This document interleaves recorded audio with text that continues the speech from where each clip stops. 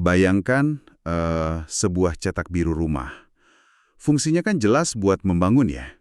Iya, benar. Tapi gimana kalau cetak biru itu justru dirancang dari awal buat merampok rumah itu dari dalam? Ini nih yang kejadian di Sukoharjo, pas tanggal 9–10 Juli 2026 kemarin. KPK baru aja melakukan operasi tangkap tangan atau OTT terhadap 3 pejabat daerah sana. Dan kasus ini sangat menarik, karena kita akan melihat gimana instrumen kebijakan resmi pemerintah disulap jadi mesin pemerasan sistematis yang nilainya miliaran rupiah. Betul banget. Untuk Anda yang selalu haus wawasan baru, oke, mari kita bedah tuntas kasus ini. Kita mulai dari awal. Dari mana sih asal uang miliaran ini sebelum kita bahas siapa pelakunya? Nah, yang bikin kasus ini unik itu alat kejahatannya. Korupsi kan biasanya disembunyikan rapat-rapat ya. Heeh. Tapi di sini mereka pakai dokumen legal, pakai surat keputusan atau SK Bupati. Seolah-olah perampokan ini adalah prosedur standar pemerintahan gitu. Tunggu. Maksudnya mereka memeras bawahan secara terang-terangan pakai surat resmi? Iya beneran. Jadi ada SK Bupati tahun 2026 tentang insentif pemungutan pajak daerah. Itu kan awalnya harusnya jadi bonus buat pegawai yang mencapai target. Oh, semacam insentif prestasi lah ya? Tepat. Tapi SK ini malah dipelintir. Dijadikan dasar buat melegalkan pemotongan paksa hak bawahan yang mereka sebut upah pungut. Bupati Etik Suryani diduga mengantongi sekitar 2,93 miliar dari skema ini loh. Gila. Ini kan udah kayak biaya langganan paksa ala mafia gitu.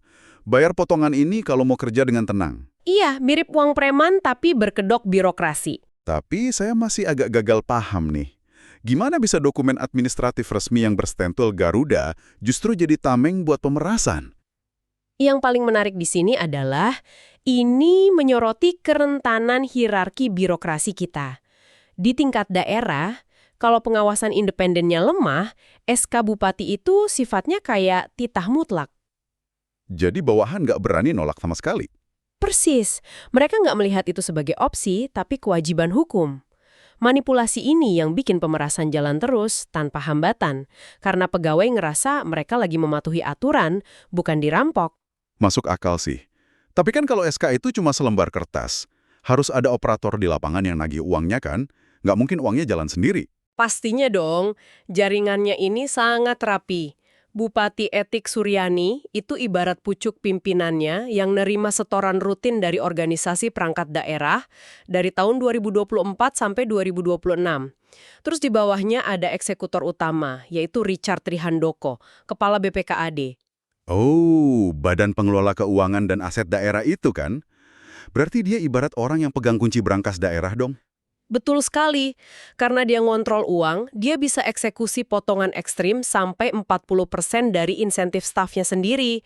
Dan bayangin aja, dari 2022 sampai 2024, potongannya ini meraup sekitar 1,2 miliar rupiah. Wah, gede banget itu. Belum selesai, ada satu lagi nih, Trimulyo, Kabak Umum Sekretariat Daerah. Dia ini yang jadi pengepul kasarnya. Mulai dari ngepul setoran tahunan, motong THR, sampai bikin kwitansi fiktif. Nah, di sini makin menarik nih buat saya. Motong uang staf sampai 40% itu kan nominal yang besar banget ya buat ukuran pegawai. Logikanya, gimana hal kayak gini bisa berlangsung bertahun-tahun tanpa ada yang niup peluit tanda bahaya dari dalam? Karena yang merampas uang mereka adalah orang yang pegang kendali penuh atas nasib dan karir mereka. Oh, ancamannya langsung ke jabatan ya? Iya jelas, melapar dalam sistem yang sangat hierarkis itu sama aja kayak bunuh diri profesional. Ketakutan sistemik di dalam sana jauh lebih kuat daripada keberanian buat bersuara. Tragis banget ya. Dan ketakutan diam-diam ini ujung-ujungnya menghasilkan gunungan harta. Waktu OTT, KPK kan menyita uang tunai 6,4 miliar rupiah. Iya, itu baru yang uang tunai rupiahnya aja. Betul. Dan ini yang bikin geleng-geleng kepala.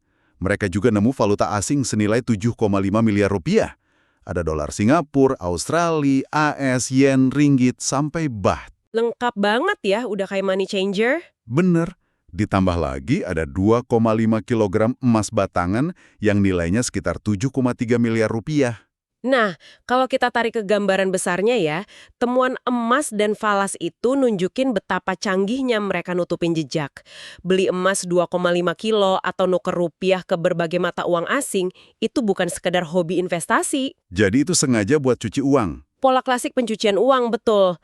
Tujuannya memutus jejak digital di sistem perbankan. Supaya kalau ada transfer miliaran nggak ketahuan sama bank gitu ya. Persis, bayangin kalau uang hasil pemerasan disetor ke rekening bank lokal, PPATK pasti langsung nyalain alarm karena transaksinya mencurigakan. Tapi kalau diubah jadi emas batangan atau dolar Singapura, terus disimpan di brankas pribadi, Ya nggak ada yang tahu. Kan jadi tak kasat mata buat negara. 100%. Sistem perbankan sama sekali nggak bisa ngelacak uang itu. Jadi, apa inti dari semua ini? Benang merahnya jelas banget ya. Dokumen administratif, kayak SK ini. Bukan cuma tumpukan kertas birokrasi biasa. Di tangan yang salah, dengan kekuasaan tanpa pengawasan, selembar surat bisa menjelma jadi senjata legal buat ngerampok bawahan sendiri. Dan itu pelajaran terpentingnya. Korupsi yang paling rapi itu bukan yang sembunyi-sembunyi di ruang gelap, tapi yang dibungkus cantik pakai stempel resmi. Benar banget. Dan ini bawa kita balik ke analogi cetak biru di awal tadi. Kalau sebuah dokumen resmi seperti SK insentif di Sukoharjo aja bisa dengan gampang disulap jadi alat pemerasan terselubung. Bayangkan apa yang terjadi di tempat lain. Tepat. Seberapa banyak kebijakan administratif di daerah-daerah lain di luar sana yang detik ini juga mungkin sedang menyembunyikan pajak tak kasat mata serupa bagi para pegawainya. Sebuah pertanyaan besar untuk Anda renungkan sendiri.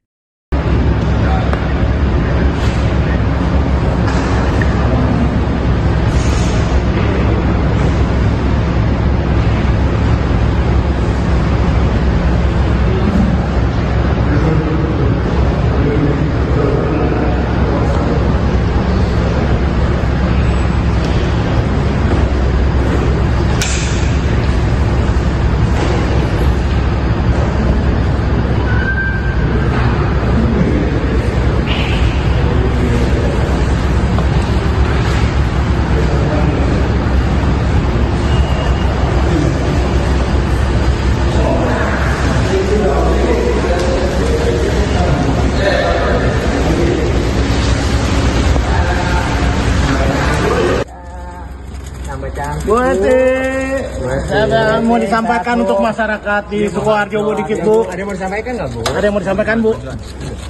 Bu, ada penyampaian untuk Bu Ketum PDI nggak, Bu? Ibu kan sebagai kader, kira-kira ada yang mau disampaikan permohonan maaf atau gimana, Bu? Bu, ada yang mau dicoret, Bu? Lurus. Nggak mau minta maaf, Bu? Bu, nggak nyesel Bu ya? Nyesel nggak Bu?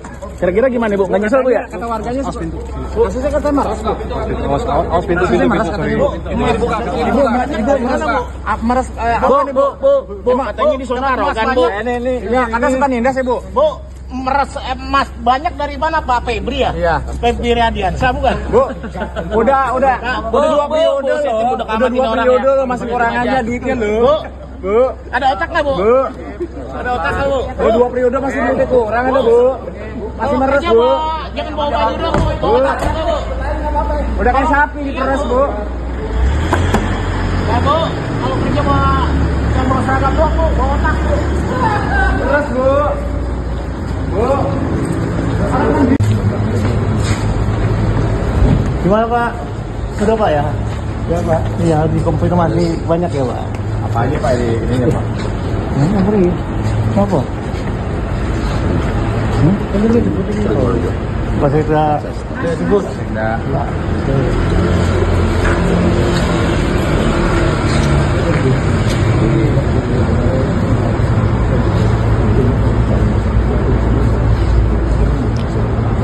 Pak Sekda, izin Pak. Ada yang mau disampaikan untuk kita? Ada yang mau disampaikan untuk masyarakat Sukoharjo? Ya, Dikit aja. yang penting dengan situasi ini masyarakat saya harap tenang, kita taati proses hukum dan kita pastikan pemerintahan tetap berjalan, pelayanan masyarakat tidak terganggu. Oh, Pak, izin Pak, satu aja yang mau ditanyakan. Ini kan mengkonfirmasi bahwa ada dugaan pemerasan katanya. Itu gimana Pak buat masyarakat agar lebih tahu Pak? Kalau itu di luar pertanyaan saya Pak ya, itu Oh, mungkin yang lain gitu. yang lain, Iya, ya. gitu. Mas Wahyu, apakah ini karena terkait tadi kan Mas Wahyu sampaikan ini turun-temurun gitu ya, berlanjut gitu ya.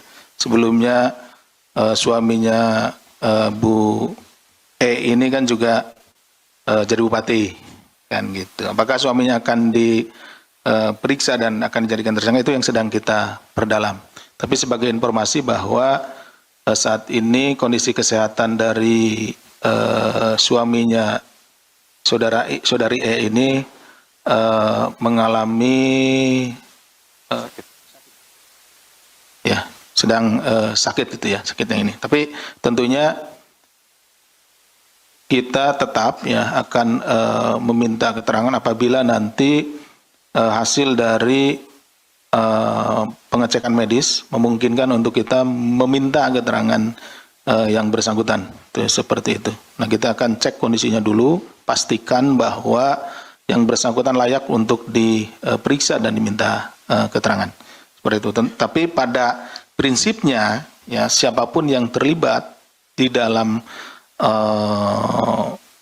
peristiwa tindak pidana korupsi ini tentu akan kita minta keterangannya. Karena tentunya ini akan melengkapi cerita atau yang sedang kita bangun terkait dengan bagaimana proses hal tersebut terjadi. Deputi, Mas Jubir. Assalamualaikum warahmatullahi wabarakatuh. Waalaikumsalam. Selamat siang buat rekan-rekan semua. Saya hanya menyambung dari yang disampaikan oleh Pak Deputi. Jadi ada beberapa tadi sudah disampaikan sebetulnya jawabannya yang terkait dengan kenapa ini lintas rezim kepala daerah dari periode sebelum yang Bupati saat ini ETS ya. Tadi sudah disampaikan di paparan yang disampaikan oleh Pak Deputi. Jadi ada bahasa-bahasa padakno karo bapakmu seperti itu. Itu memang itu ada fakta ini lintas rezim. Jadi memang ini perbuatan-perbuatan yang dilakukan oleh tersangka bukan hal yang baru, tapi mengikuti yang periode sebelumnya. Tetapi tadi sudah disampaikan oleh Pak Deputi itu akan didalami nanti di pengembangan penyidikan. Tadi ada pertanyaan dari Mas Panji, misalkan apakah BB yang ditemukan itu juga terkait dengan barang bukti di periode sebelumnya. Nah itu nanti juga menjadi bagian yang akan didalami. Karena barang bukti yang sekarang ditemukan ini tentunya kan ini di TKP ya, yang diamankan oleh teman-teman penyelidik. Sehingga ada dugaan-dugaan dari penerimaan yang lain, dari tersangka ini sendiri, atau itu barang bukti yang mungkin dulu sisa yang lama, yaitu masih ada kemungkinan semua. Terkait yang di rumah Lawean, Wonogiri, dan lain-lain itu, jadi itu terkonfirmasi betul itu dipakai oleh tersangka sebagai penyimpanan barang bukti tadi yang ditunjuk. Download Tribun X sekarang, menghadirkan lokal menjadi Indonesia.